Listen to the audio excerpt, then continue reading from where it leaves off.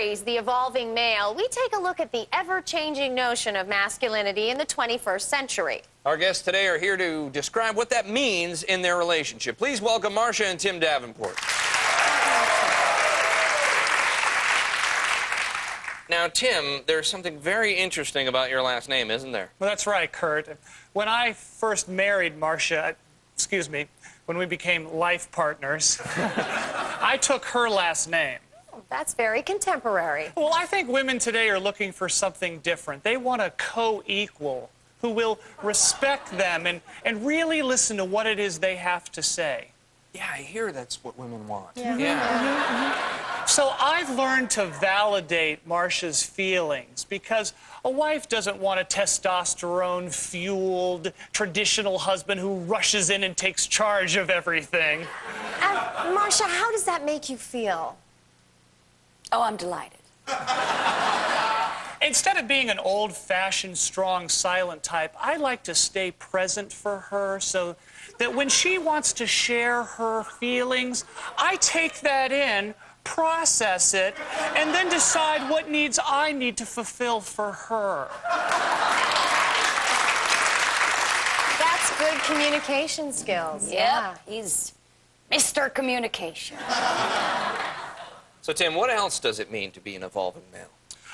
Well, for example, Sunday afternoons, instead of working on the car or smoking cigars with the boys, I'll pick a movie for us to watch. On Lifetime.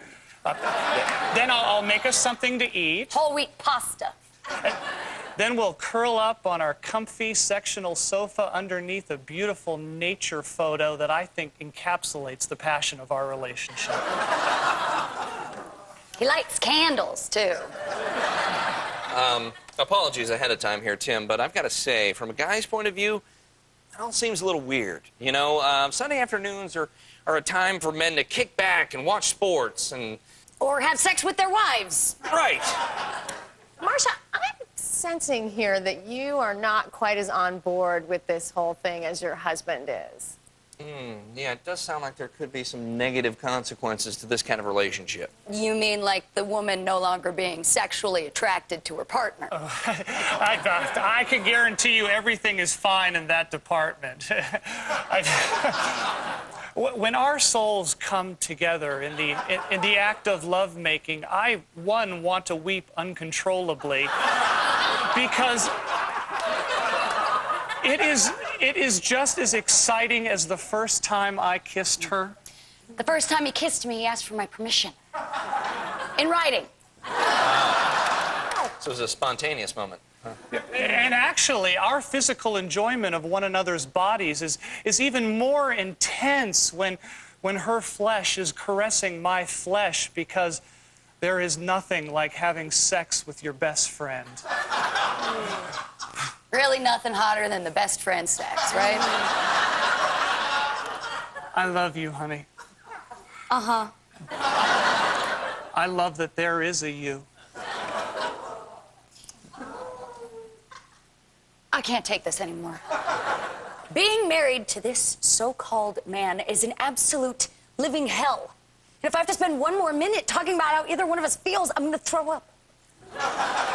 So what I'm hearing Marcia say is that she really wants me to respect her personal viewpoints and not to overcompensate for her emotions. Isn't that right, honey? Listen to this little girl. With your grow-up hair, you're like a freaking Ken doll down there.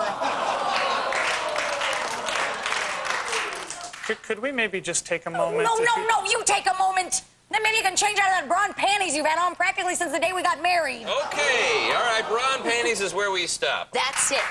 That's what a real man is supposed to do. That's right. Yes, that's a man. Right there. Are you single?